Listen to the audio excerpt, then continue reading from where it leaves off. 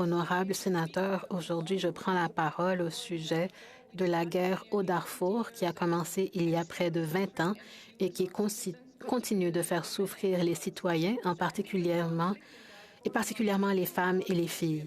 Malheureusement, le conflit au Darfour est l'un des nombreux conflits auxquels nous avons assisté au cours des 20 dernières années. Yémen, Irak, Syrie, Afghanistan et maintenant le conflit en Ukraine.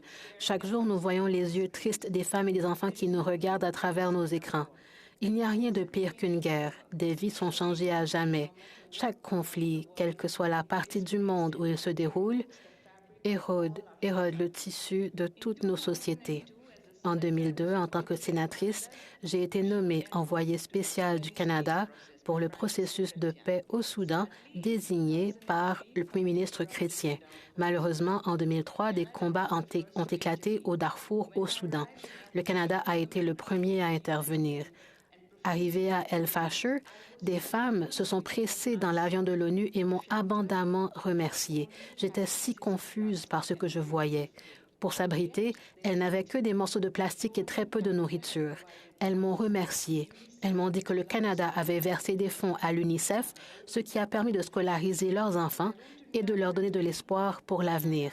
Je suis allée au camp de réfugiés de Niala et j'ai demandé pourquoi elles avaient décidé d'envoyer leurs filles chercher du bois de chauffage et pas leurs fils.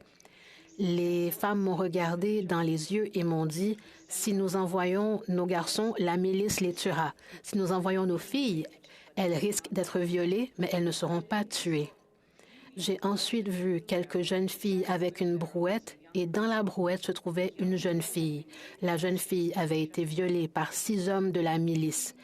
Elle avait été battue et était couverte de sang. On dirait que tous les os de son corps avaient été brisés. Je n'oublierai jamais le regard de cette fille. Sa douleur, sa tristesse, sa peur. Ses larmes ont peut-être séché, mais sa peur et sa douleur ne seront jamais oubliées. Je ne l'oublierai jamais. Honorable sénateur, je sais que nous voulons faire tout ce qui est en notre possible pour que d'autres filles ne continuent pas à subir un sort similaire. En tant que Canadiens, nous devons soutenir les gens du Darfour, du Yémen, de l'Irak, de la Syrie, de l'Afghanistan et de l'Ukraine. Nous avons la possibilité, en tant que parlementaires et Canadiens, d'être là pour tous les gens lorsqu'ils en ont besoin.